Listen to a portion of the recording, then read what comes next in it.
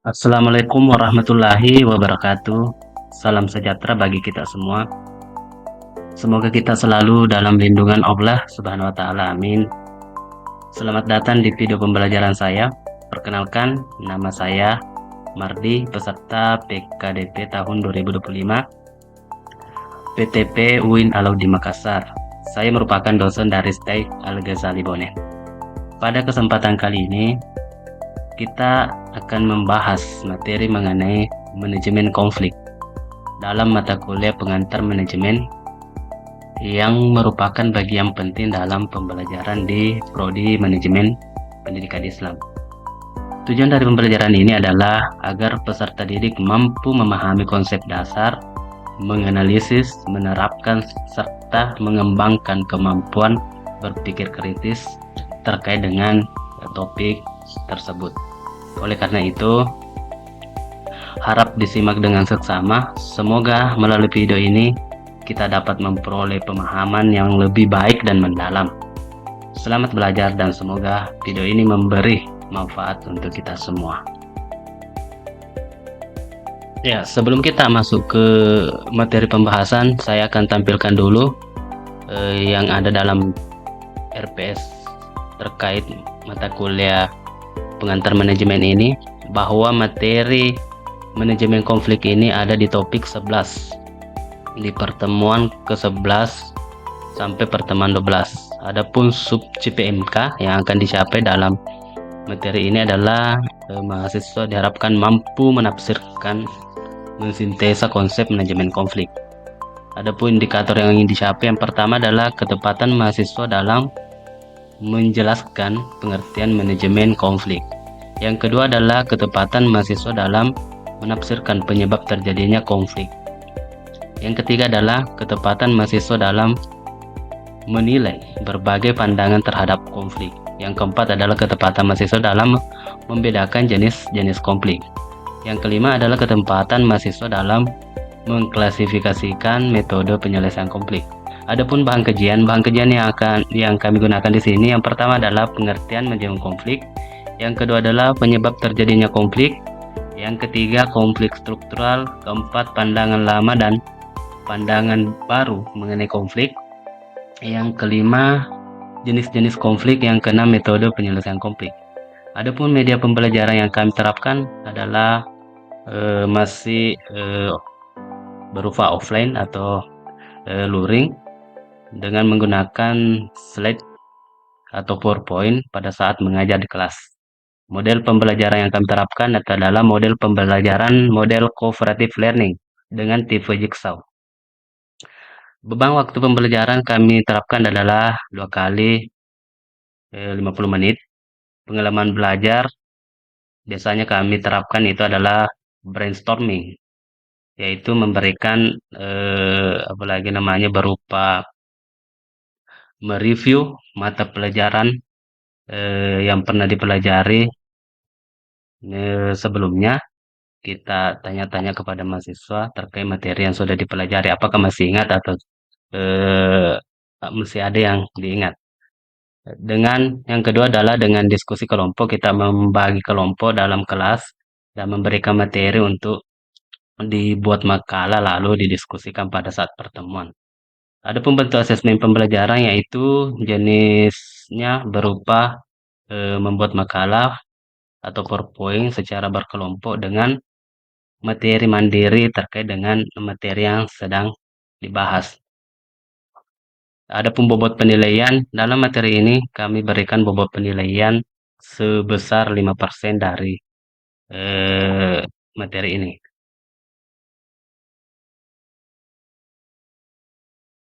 Nah, sebelum kita lebih jauh membahas terkait dengan manajemen konflik, tentu kita harus tahu perbedaan dulu antara apa itu konflik dan apa itu masalah.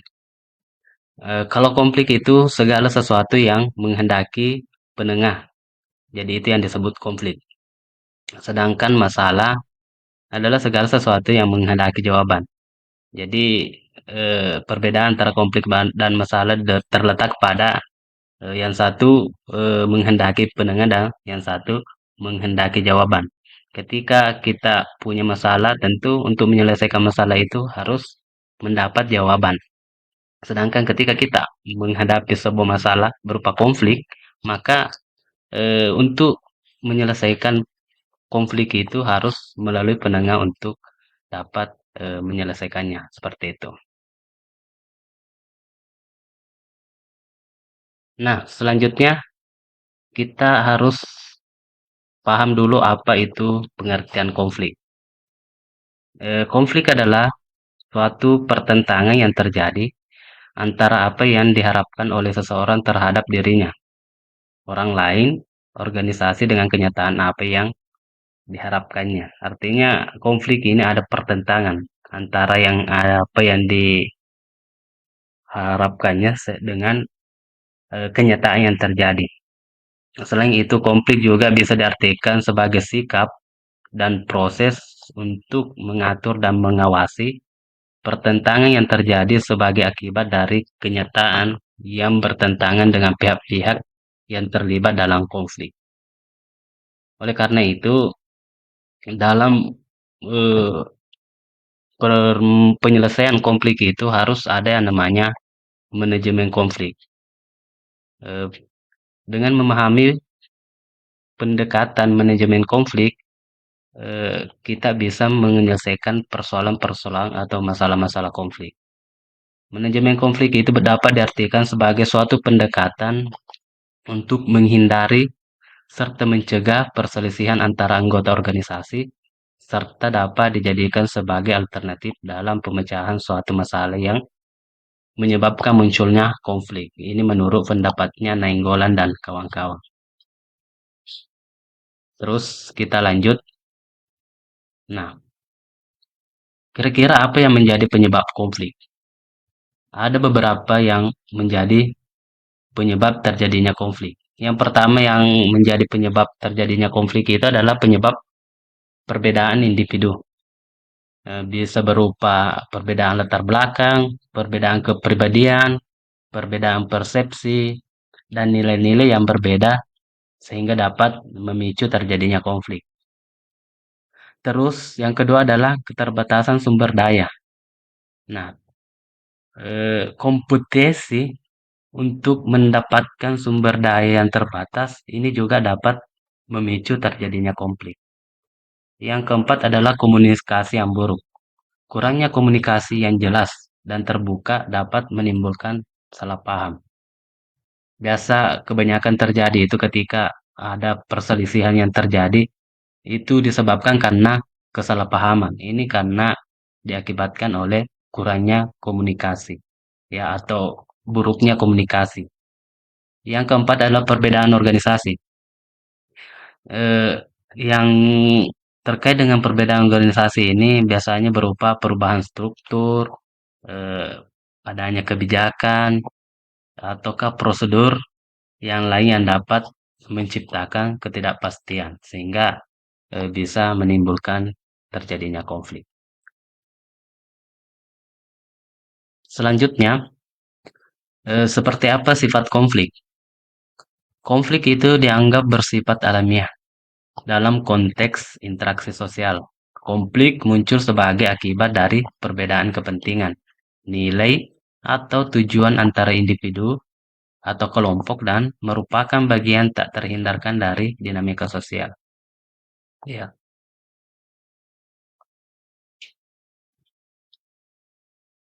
Terus ada beberapa pandangan, baik pandangan lama maupun pandangan baru tentang konflik. Terkait dengan pandangan lama tentang konflik itu bahwa konflik itu dipandang sebagai sesuatu yang negatif.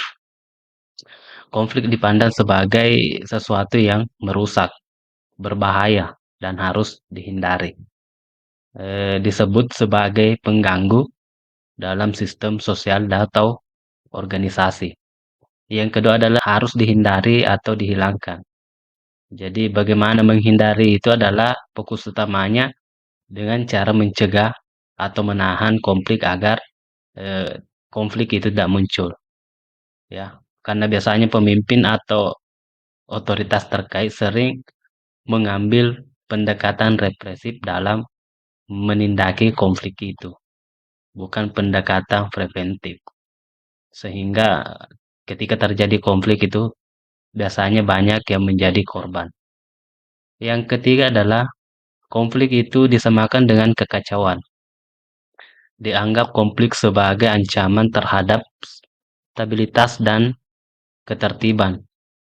Eh, Identik dengan perpecahan, permusuhan, atau kekerasan. Yang keempat, bahwa konflik itu adalah suatu kegagalan komunikasi. Diasumsikan bahwa jika komunikasi berjalan lancar, maka konflik itu tidak akan terjadi. Akan tetapi ketika komunikasi itu tidak bisa terjalin dengan lancar, dengan baik, maka disitulah biasa terjadi konflik. Karena mungkin ada kesalahpahaman, perbedaan persepsi, perbedaan tanggapan, sehingga terjadilah konflik seperti itu. Terus, bagaimana pandangan baru terkait dengan konflik? Dalam pandangan baru, orang-orang baru menganggap bahwa konflik itu adalah hal yang alamiah dan normal, ya. Ya, bahwa konflik itu adalah hal yang alami dan normal. Konflik adalah bagian dari kehidupan sosial yang tidak bisa dihindari. Ya, timbul karena perbedaan pendapat, nilai, ketimpangan dan tujuan atau kepentingan dan tujuan. Yang kedua adalah bersifat positif atau konstruktif. Nah, jika konflik ini dikelola dengan baik, konflik dapat mendorong perubahan, ya. Dapat meningkatkan kreativitas dan inovasi, membuka ruang dialog dan apalagi namanya penyelesaian masalah. Yang ketiga adalah fokus pada pengelolaan bukan pada penghapusan. Artinya konflik tidak harus dihilangkan, tetapi diatur dan diarahkan untuk hasil yang lebih positif. Ya. Yang keempat adalah sebagai alat evaluasi sistem. Konflik bisa menunjukkan adanya ketimpangan, ya, ketidakadilan atau kelemahan dalam sistem sosial yang perlu diperbaiki. Ya, itulah terkait dengan pandangan. Ada yang memandang bahwa konflik itu sesuatu yang buruk, dan ada yang menganggap bahwa konflik itu adalah hal yang alami dan normal. Terus lanjut terkait dengan jenis-jenis konflik. Ada 3 jenis konflik. Yang pertama itu konflik vertikal, ya. Konflik vertikal ini terjadi antara atasan dan bawahan dalam struktur organisasi. Nah, contohnya konflik vertikal ini adalah biasanya itu pegawai merasa tidak adil karena manajer misalkan memberikan promosi kepada karyawan yang mungkin dianggapnya itu belum layak, atau mungkin karena ada pendekatan dan sebagainya. Itu bisa saja terjadi konflik di dalam sebuah organisasi. Yang kedua adalah konflik horizontal.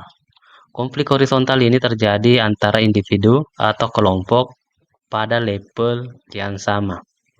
Ya, contohnya konflik horizontal ini adalah konflik antar warga desa karena perebutan batas tanah misalnya, ya. Konflik karena ada hewan ternaknya yang merusak tanaman warga, itu bisa saja terjadi. Nah, selanjutnya adalah konflik fungsional. Konflik fungsional adalah konflik yang mendorong peningkatan kinerja dan kreativitas. Contoh dari konflik fungsional ini biasanya berupa karyawan yang menyampaikan kritik terhadap sistem kerja yang tidak efisien, atau manajemen yang eh, memperbaikinya atau lalu memperbaiki manajemennya seperti itu. Ya.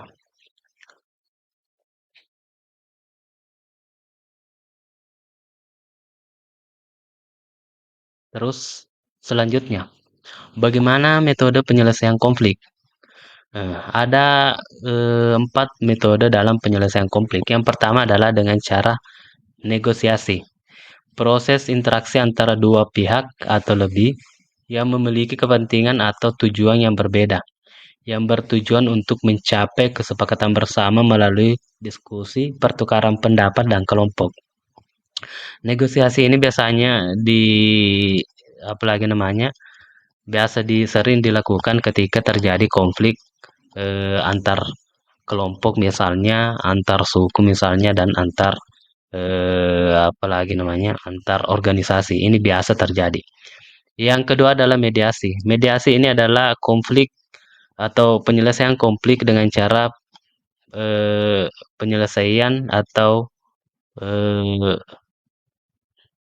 prosesnya penyelesaian sengketa atau konflik antara dua pihak atau lebih yang dibantu oleh pihak ketiga yang netral atau disebut mediator untuk mencapai kesepakatan secara damai dan sukarela.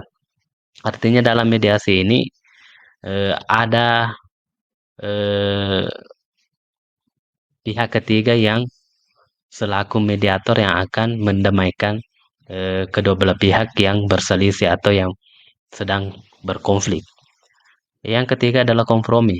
Kompromi ini adalah proses atau hasil dari saling mengurangi tuntutan atau keinginan antara dua pihak atau lebih agar tercapai kesepakatan bersama yang dapat diterima oleh semua pihak. Biasanya itu negosiasi ini seperti contohnya misalnya ketika ada dua eh, belah pihak yang bertikai atau berkonflik, masing-masing mempertahankan pendapatnya, mempertahankan keinginannya, sehingga tidak bisa terjadi eh, kesepakatan. Namun dalam hal mereka menyadari bahwa mereka masing-masing eh, mau eh, istilahnya mau saling mengalah untuk mencapai kesepakatan bersama.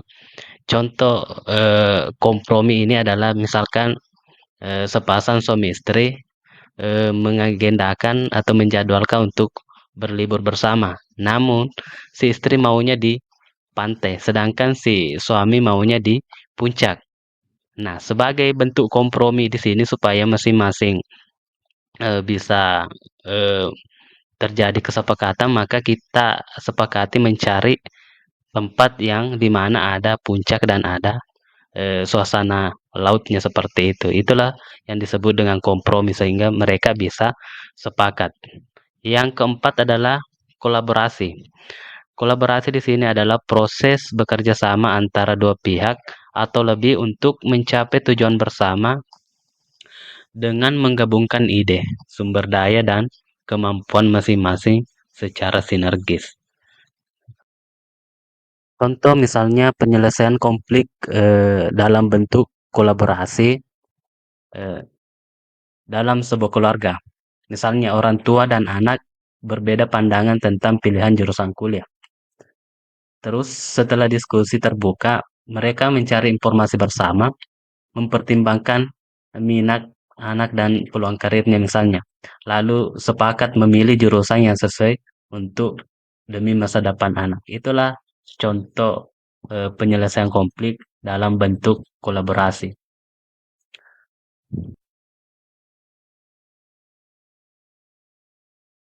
Nah, kesimpulannya adalah bahwa konflik itu merupakan bagian yang wajar, ya, tidak terpisahkan dari kehidupan manusia baik dalam konteks individu, organisasi maupun masyarakat.